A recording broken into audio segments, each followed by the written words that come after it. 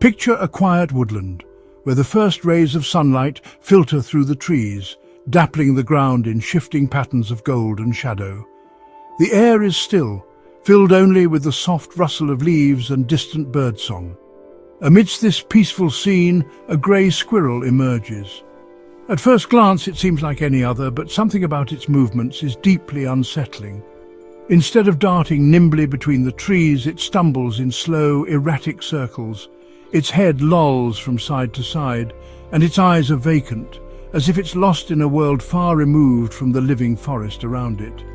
The squirrel pays no attention to the humans or birds nearby. It drags its hind legs behind it, sometimes freezing in odd, unnatural postures, as if its body no longer obeys its will. When it tries to climb a tree, its attempts end in clumsy, almost pitiful falls. Yet, strangely, it seems unfazed by these failures, as if it no longer feels fear or pain. This is no ordinary squirrel. It's become a puppet, its natural instincts erased and replaced by something far more sinister. The animal is trapped within its own body, its mind hijacked by a force it cannot fight or even comprehend. Every movement is unnatural, every twitch a chilling spectacle of lost control. The forest, once a place of freedom, has become its prison. This is the zombie squirrel, a living testament to nature's darker, more mysterious side, where life and will can be stolen away in an instant. The cause isn't madness, nor is it a simple illness that can be cured or comforted. Instead, it's a calculated performance orchestrated by an unseen invader, an organism that manipulates its host for its own survival. The squirrel is now merely a vessel, forced to act out the final, gruesome stages of its life, a tragic actor in a drama written by nature's most cunning parasites. The culprit behind this transformation? A parasitic brainworm, specifically Balis ascaris procyanus, the raccoon roundworm. Raccoons shed millions of eggs in their droppings, contaminating soil and water. Squirrels ingest these eggs while foraging. Inside the squirrel, the eggs hatch and larvae migrate, especially to the brain. There, they cause severe inflammation and trauma, destroying the squirrel's control center. The result, loss of balance, circling, and lack of fear. Scientists found affected squirrels' brains riddled with these larvae. The zombie squirrel is a tragic victim of a parasite's fatal mistake. The raccoon roundworm's life cycle is a fascinating and chilling example of nature's complexity. This cycle is a masterpiece of parasitic evolution, perfectly adapted to exploit both its host and the environment. Adult worms reside in the intestines of raccoons, where they can grow impressively large and lay thousands of microscopic eggs every single day.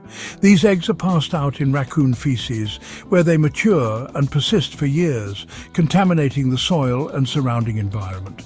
Raccoons often return to communal latrines, where they can easily reinfect themselves by accidentally ingesting the sticky, resilient eggs.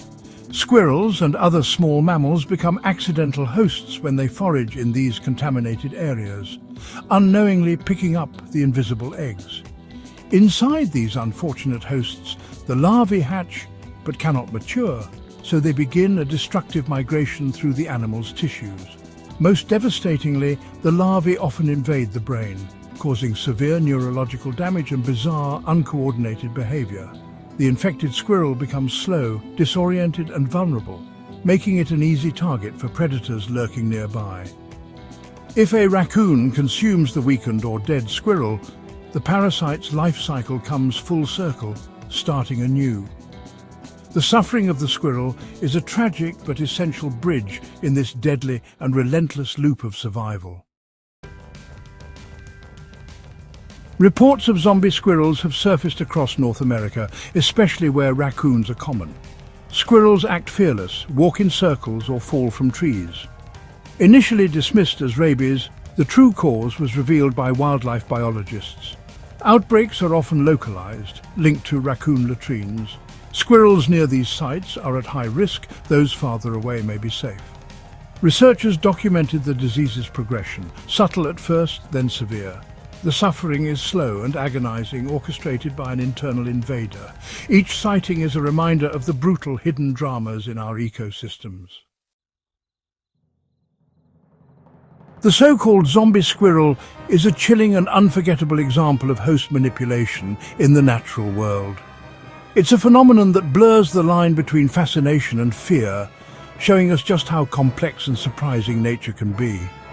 Parasites like the raccoon roundworm have evolved to alter their host's behavior, often in ways that help the parasite survive and spread. These tiny invaders can turn an ordinary animal into an unwitting accomplice in their life cycle. While this phenomenon is undeniably fascinating from a scientific perspective, it's also a serious public health concern that scientists and health officials monitor closely.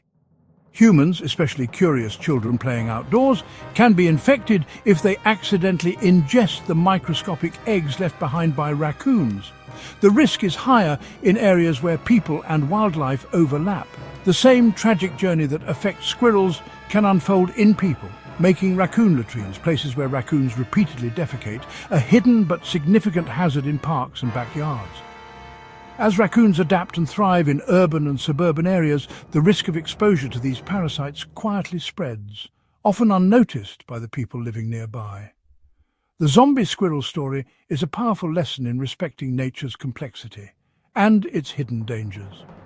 It reminds us that even the most familiar animals can be part of extraordinary and sometimes frightening natural dramas.